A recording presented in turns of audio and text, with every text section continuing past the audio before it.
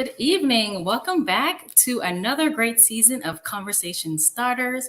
I'm your moderator, Fese Ilonge, and I am thrilled that you could join us for another wonderful episode of this wonderful series, Conversation Starters. Tonight, we will be discussing increasing diversity and inclusion of STEM scholars. Joining us this evening are two expert panelists that are going to share their insight on this wonderful topic. Our first panelist joining us this evening is Dr. Marquita Blades, who currently holds a Doctor of Education in Instructional Leadership from Nova Southeastern University. She is the creator of Powerful Teaching Strategies, a learning framework that gives teachers an effective and comprehensive tool for activating curiosity, engaging students, advancing higher level thinking and doing. Her research interests include play-based learning and self-efficacy of pre-service STEM educators. I welcome you, Dr. Blades. Thank you so much, Fese. I'm glad to be here tonight. Thank you. Our second panelist joining us this evening is Ms. Kiera Azun, who currently holds a GED from UCLA with a specialization in critical race theory. She is the director of diversity initiatives at Scripps Institution of Oceanography at UC San Diego, and her research interests include equity, diversity, and inclusion in STEM education. I welcome you. Thank you for having me. All right. So before we get started, I just wanted to reach out to our audience members, just as a reminder to everyone tuning in, that as our guests share their intellectual property, please give them their proper credit for their contributions. So let's go ahead and get started with our first question. So, how would you describe the relationship between diversity, inclusion, and STEM scholarship? We can start Ms. Dr. Blades. All right. Well, there is a distinct relationship between diversity, inclusion, and STEM scholarship. And that relationship starts with representation first and foremost. There can be no STEM scholarship for particular students if they don't see where they fit into that particular arena. I'll say for myself, it was always my goal to become an educator, but it never dawned on me to pursue STEM, even though I loved chemistry in high school, until I had a biology professor in college who looked like me. So, first, just addressing the need for seeing more people in the STEM arena who look like the students who wish to study it. And then we can start to talk about opening up the diversity and inclusion conversation. Thank you, Dr. Blades. Ms. Olsen. Before I respond to the question, I do just want to take a moment to acknowledge and recognize the events that are happening across the world today and those individuals that are affected, and acknowledge that we too are affected by this. And so we're having this very important conversation about increasing diversity and inclusion in STEM of STEM scholars. We also want to be mindful of just the impact that others are feeling across the world today. But I second everything that Dr. Blades said in terms of representation and having role models. And so the relationship is often described by our Vice Chancellor for Equity, Diversity, and Inclusion at UCSD, Dr. Becky Pettit, is diversity is who we are and inclusion is what we do. And so as much as there are efforts to engage the who we are parts of diversity, equity, and inclusion, there's not as much emphasis, and it's much harder actually to really implement the inclusion component of it. And that's really where you see from a very young age that students of color, communities of color are excluded at multiple levels that just build upon each other to build barrier upon barrier in terms of actual participation in the STEM fields, the variety of STEM fields. Oh, thank you for your responses. So what I'm gathering from this particular question is representation is critically important, and that actually leads a little bit into the next question that I have for you all is how significant is STEM education towards Black scholarship, Dr. Blades? Well, it's incredibly significant. I would like to, I think what's going to happen tonight is that we're going to keep piggybacking upon each other, which is going to make for a rich discussion. But um, I do see coming from the K-12 end of the spectrum is that the interest in STEM is there early on in our learners. Our kids are very curious from a young age. And at the elementary level, there does or there is more STEM integration into the curriculum now, especially within the last 7 to 10 years. But as students progress through the grade levels of the K through 12 education system, that interest dies out. And it's because the level of exposure decreases and the number of opportunities to engage also decreases. So by the time they reach post secondary, they either think it's too hard or they think it's not accessible. And so they just don't pursue it as a major on that level. But if we can keep the level of engagement and interest strong throughout the middle and high school years and create pipeline programs that will funnel our students into undergraduate STEM fields, then we can see an increase in STEM participation across the board. Oh, thank you, Dr. Blades, for those key points. Ms. Ozen. Yes, again, seconding everything Dr. Blades said and building on that in terms of one of the things that I think has been really challenging for the science out of the STEM, right? So when we talk about chemistry, oceanography, physics, is there isn't a clear career pathway, right? What am I going to do with those? So very different from, say, law and even medicine. There's more of a clear pathway, but that students can see what are the steps in between where I am in middle school or high school and what I need to do in order to get to medical school, right? And be competitive in medical school. And so being able to have those conversations earlier on about what are the key opportunities, the exposure to critical foundational concepts and educational milestones. So are they getting the math? Are they getting the science? Are they getting the engineering, right? The advanced math skills that they need in order to even get into an undergrad major, right? Or to pursue an undergrad degree at all.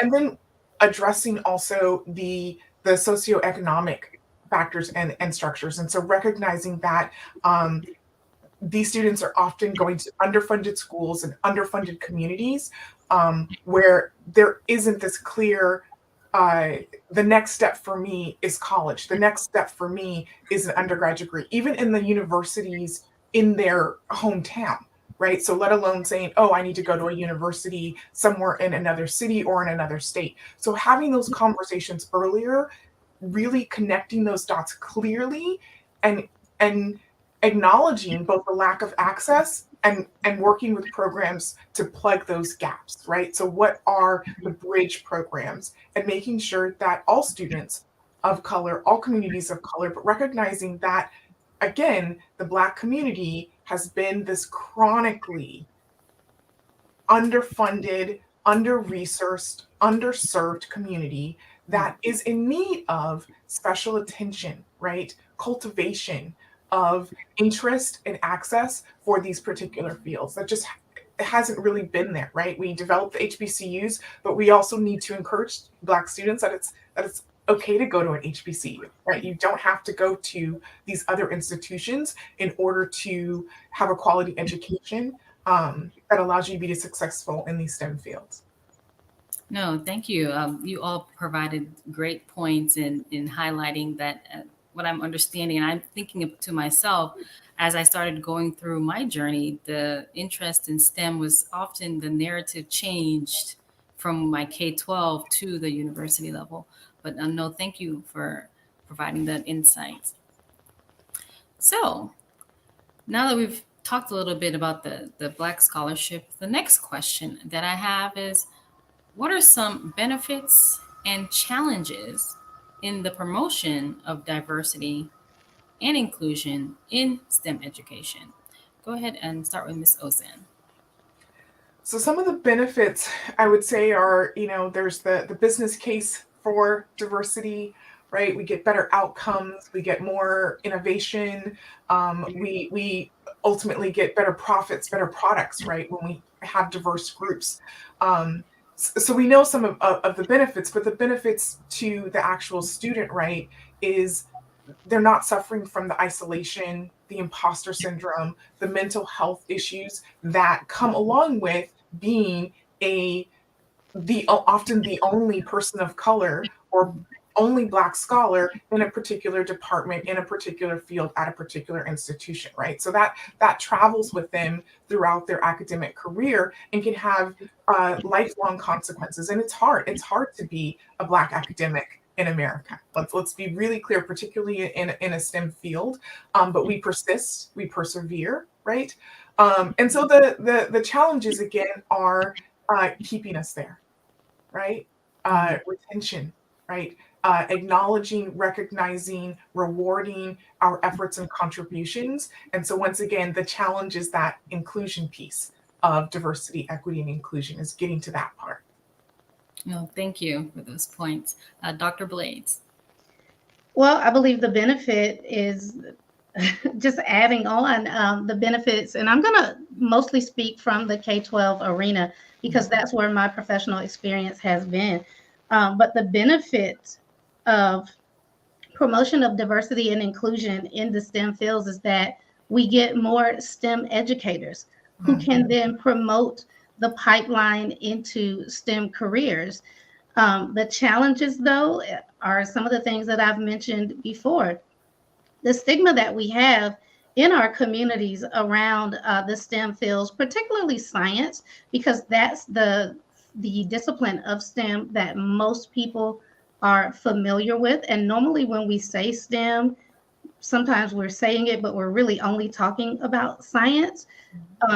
But we're afraid of science. We're afraid of math. We think that engineering is for a particular culture that doesn't look like us, doesn't even come from this country. So breaking down all of those stereotypes and then building the confidence in our learners that this is something, it is for you, even though you may not see a lot of people who look like you doing it.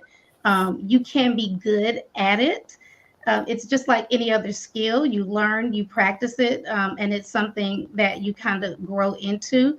But yeah, those are the challenges, and a huge challenge as well as a K through 12 education professional is that the K through 12 education professional is often not included in the STEM professionals umbrella. So I have to say, I'm really excited to be on this panel tonight because there have been plenty of times when I have been recommended to sit on a panel of STEM professionals and I've been told, but you're a teacher. And so they discount the fact that I'm teaching biology, chemistry, physics. I've taught and managed a pre-medicine program for high school students for years. All of that is discounted once the word teacher is thrown in there. And by discounting those of us who have first contact with future STEM professionals who have the biggest influence is doing the field a huge disservice.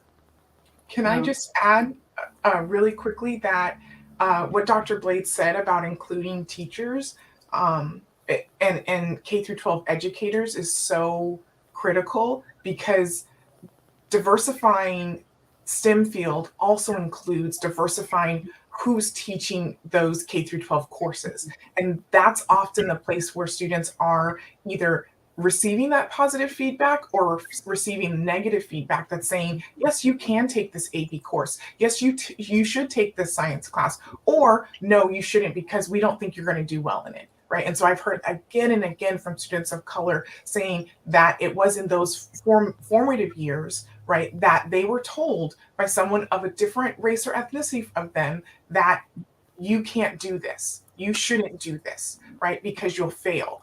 And so planting that seed and being told that message early on, right, we can really change that dynamic if we do, as Dr. Blade says, we work to increase the diversity of the educators at the K through 12 level, but then also make sure that we're including them in that category of educators. So they're participating in the conversations of how do we bridge that divide, and that they're also not discounted in terms of their impact and their potential to advance, right, student interests and capabilities in, as they pursue higher education.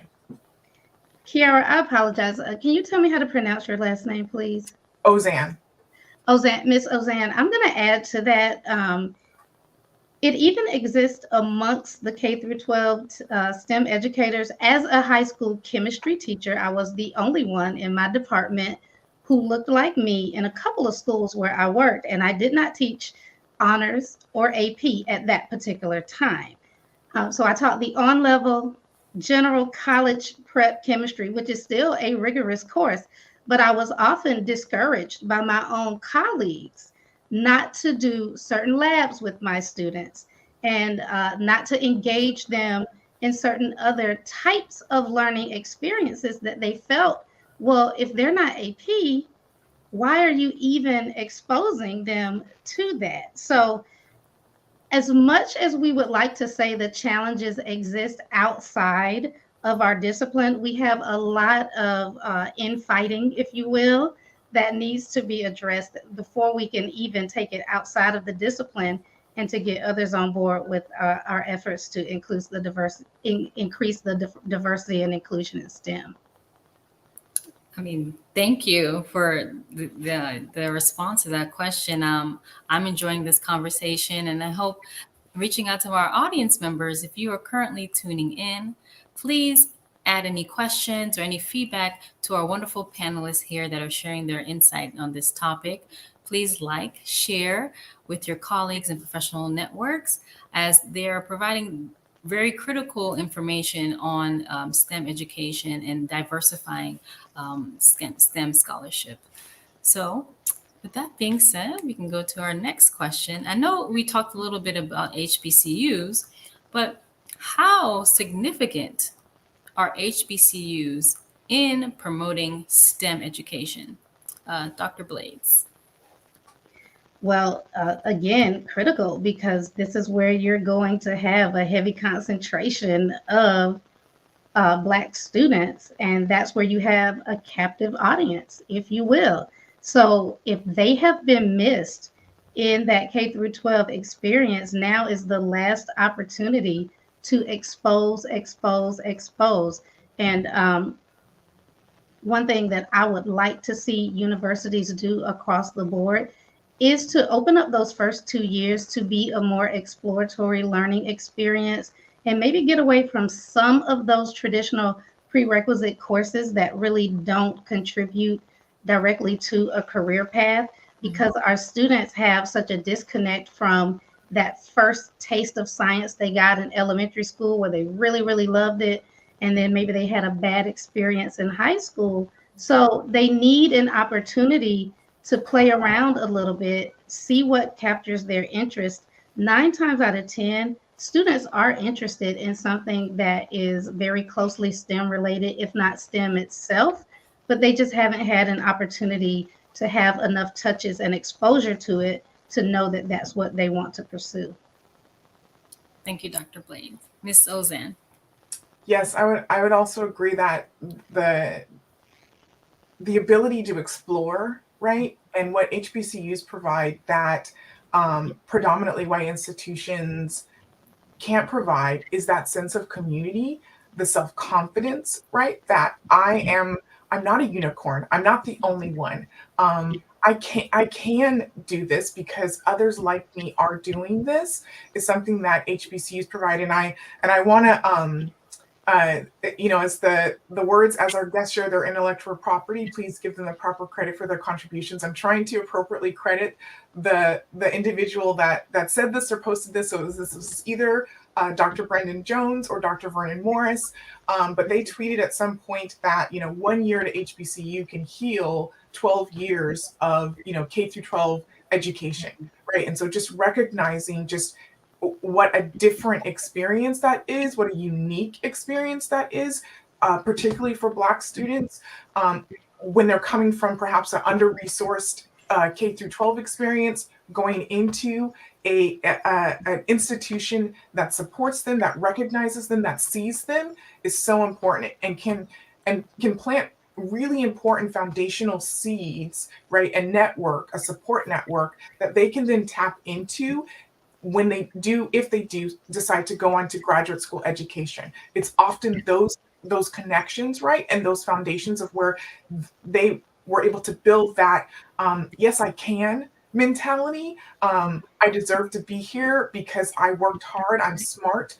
All of those things are fostered in a unique way at an HBCU that's not found at a predominantly white institution, when you are again and again the only one, when you are again and again questioned, and there's microaggressions and other things that are happening constantly to affect your ability to engage, to learn, to thrive. And so HBCUs are such a critical component in both recruiting students into STEM fields, cultivating students into STEM fields, and then continuing that connection. And they can be a bridge between K through 12 undergrad education and then graduate school education at a predominantly white or R1 institution, right? And also recognizing that there are some critical opportunities, and this is where, all of our, the NSF, NIH, the funding that goes to them, again, needs to be focused on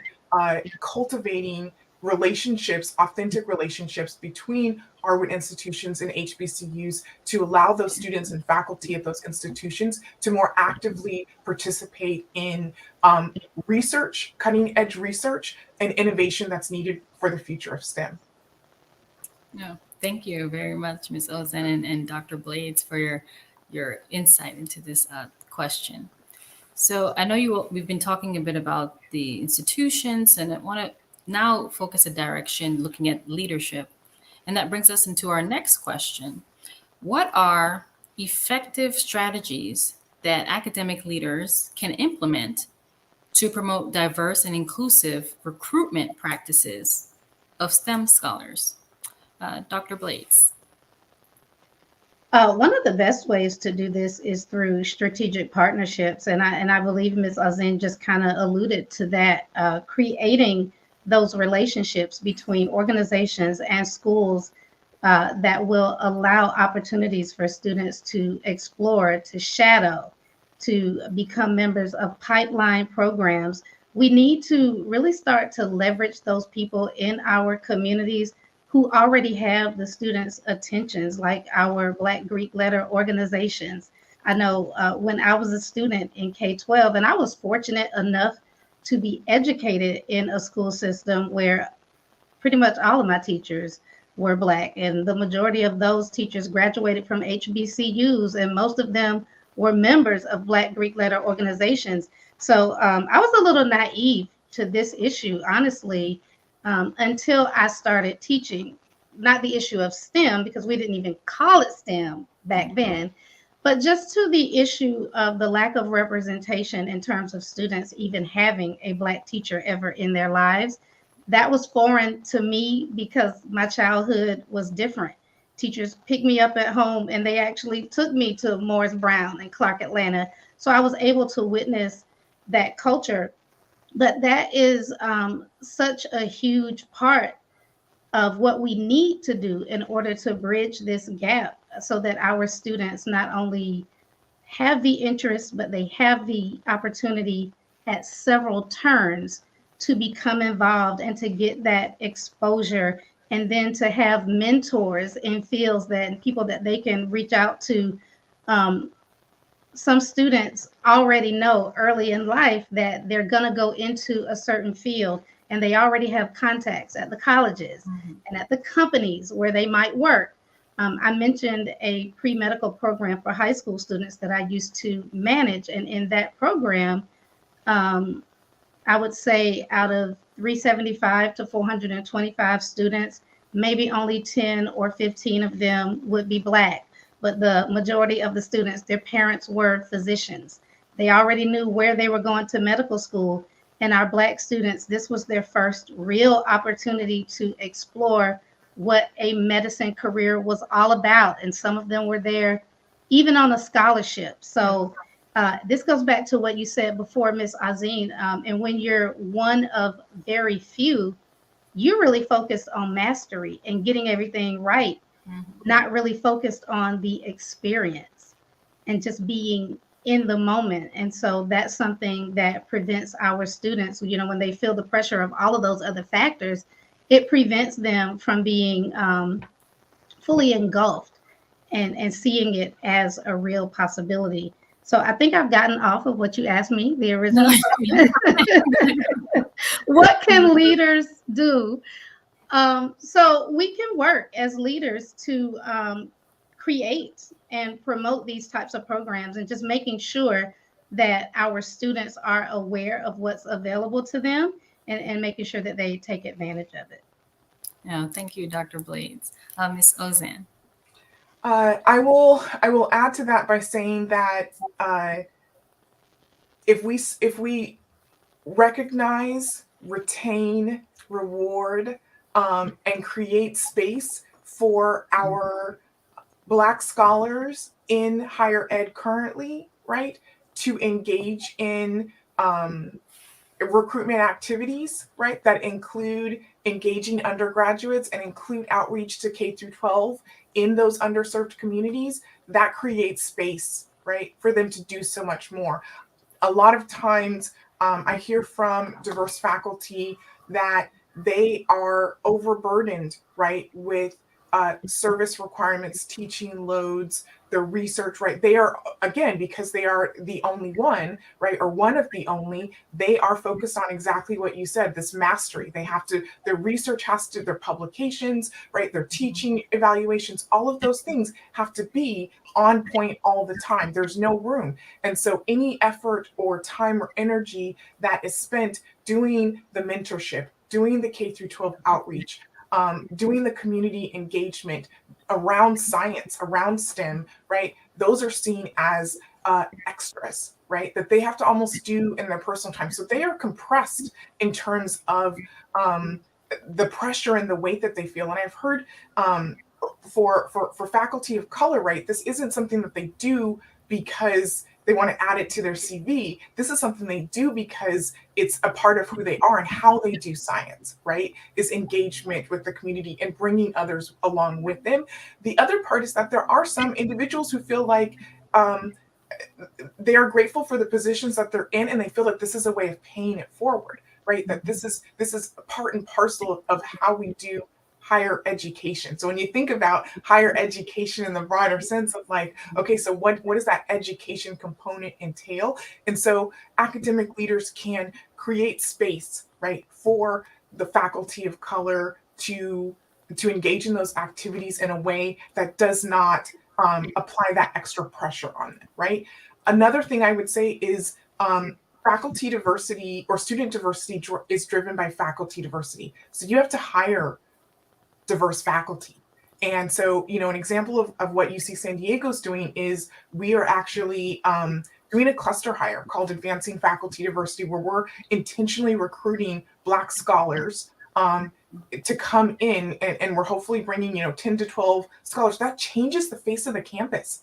It changes the dynamic, because then now Black students feel comfortable coming to UCSD to work with a Black mentor or PI, right? And then it also creates that space for that mentorship that builds into the pipeline. So it has this collateral effect, right, that can really deepen the pipeline when you create opportunities and support the scholars of color that are currently in the system. No, thank you. I would like to add to that. When you talk about recruiting faculty of color, when it comes to STEM education specifically, though, and in the teacher education arena, a huge issue that we are experiencing is that pre-service STEM educators are not really being trained on the true essence of STEM. So what happens a lot of time, while young students are being exposed to the concept and the idea of STEM, It's not really truly STEM. It's just a lot of cute projects where they're making things, and just because they make something, they're calling it engineering. But that's the result of a systemic issue where the pre-service STEM educators they don't have the level of confidence that they need to teach STEM with fidelity.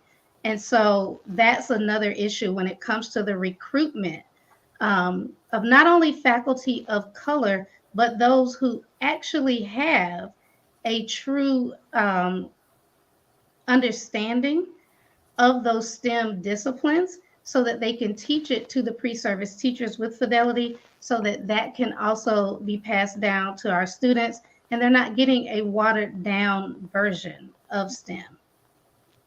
No, thank you, Dr. Blades and Ms. Ozan. As you all are having this conversation, I am feeling very enlightened to just really understanding STEM on a deeper level, and really understanding that there's a lot of variables that go into it and as to where it is today. But I definitely thank you. So we've talked about the institution, the leaders. Now we want to look at more of an external factors such as the community. How does the community in itself contribute to the sustainability of STEM education for Black scholars? Dr. Blades. This is a big one, but it ties into some things that we've already talked about, and it just kind of goes back to those partnerships.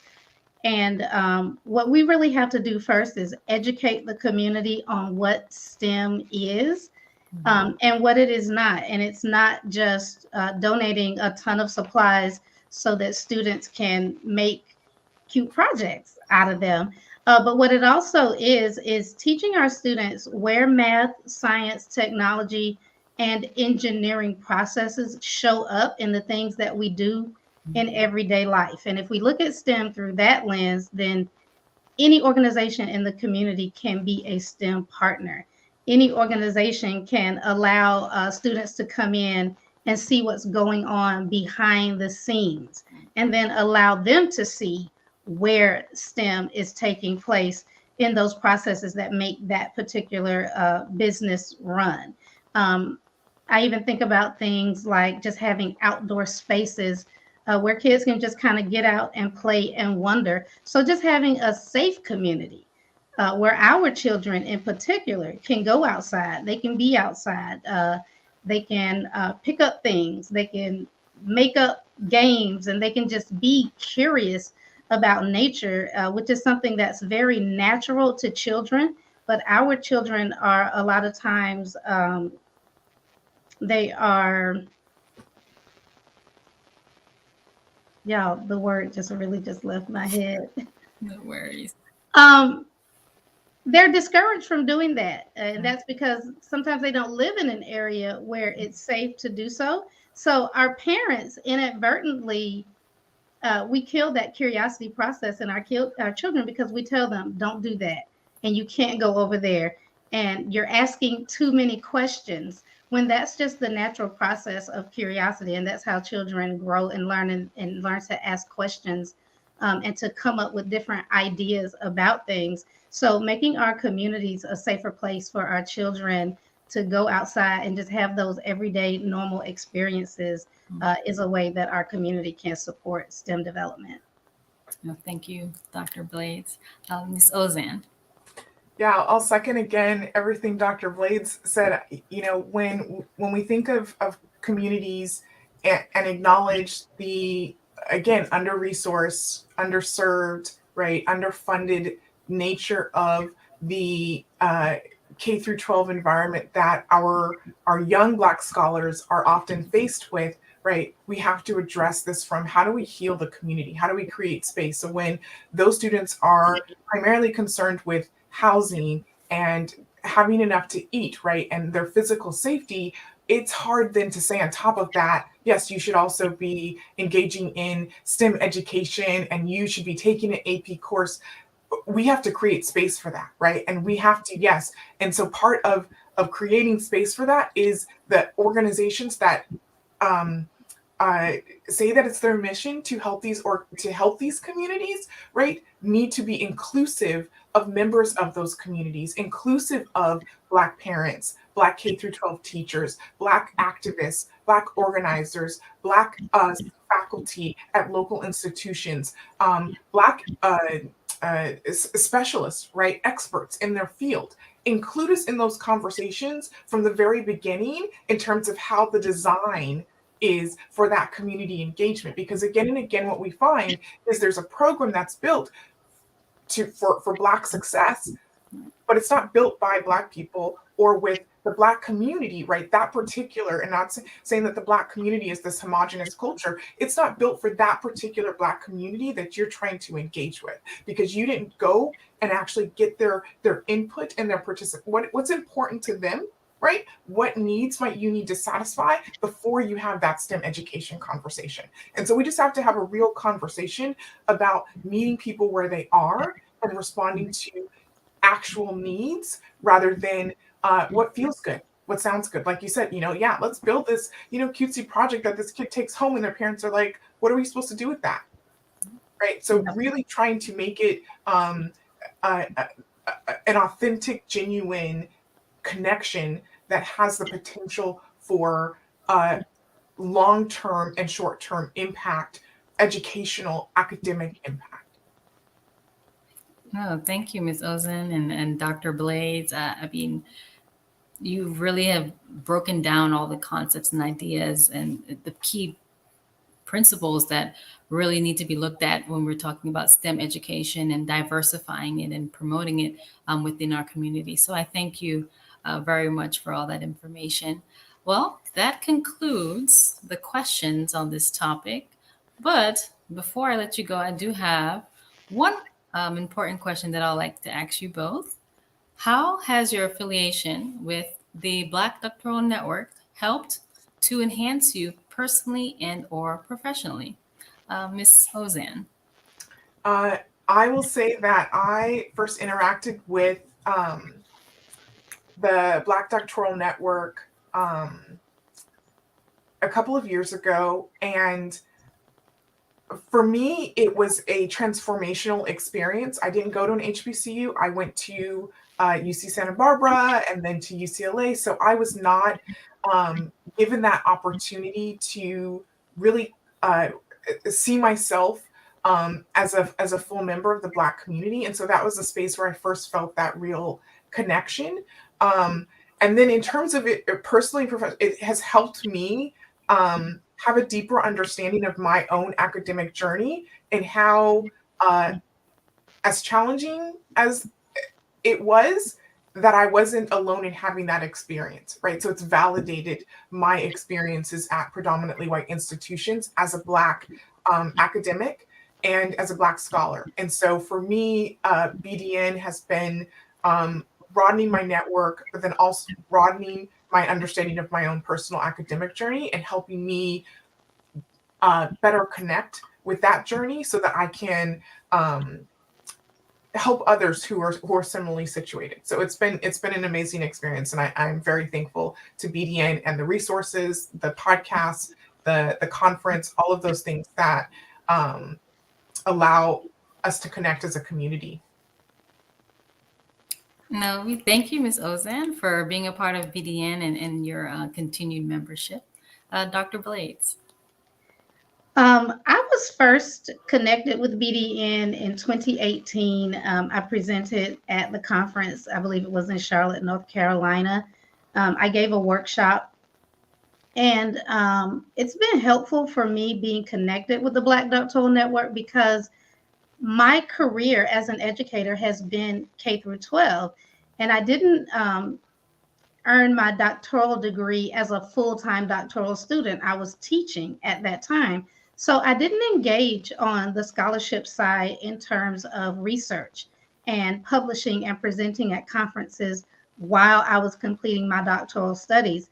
And honestly, I thought that since I hadn't done it that traditional way, there would be no avenue for me to really engage in that side of being a part of the doctoral community. But by presenting at the BDN conference in 2018, I realized that this provides an avenue for some of us who want to be non-traditional researchers. And since that time, I have gone on to conduct some research independently, to write some papers. I'm engaged in some research now with professors who are affiliated with universities. So it just has allowed me to have an academic community that, based on my career path, I would not have normally had. No, thank you, Dr. Blades, for your continued membership as well and your ongoing contributions. Before we go, I just want to say a huge, profound thank you to you both for taking time out this evening to just really enlighten us surrounding STEM education, STEM scholarship, and what that looks like as far as Black representation. And then again, I just really thank you. But before we go, I wanted you all just to take a moment to share your contact information for where some of the audience members can reach you if they have any additional questions. Ms. Ozan. Yes. So my contact information can be found at, you can email me directly. It's K and then my last name, AUZ as in zebra, ENNE at UCSD. So it's ucsandiego.edu, or on our website for Scripps Oceanography. So that's Scripps, SCRIPPS.UCSD. Again, that's ucsandiego.edu/diversity. Thank you. And Dr. Blades. Yes, I am on all social media outlets as Powerful Teaching, POWARRFUL. Power is predict, observe, write, analyze, research, and report. And then you can find me on my website, drmarquitablades.com. You can email me directly from there as well. Thank you. And we have a couple of comments coming in from our audience members who have thoroughly, again, enjoyed this conversation. And as we sign out, if you've enjoyed this Conversation Starters episode and would like to keep up to date with the latest BDN developments, please be sure to check us out on blackphdnetwork.org and become a member, and follow us on Facebook at Black Doctoral Network. Please be sure to share this live session with your friends, families, and colleagues and professional networks. Thank you again, ladies, for joining me this evening. I'm your moderator, Fesse Elonge. We look forward to seeing you next time. Have a good night. Good night.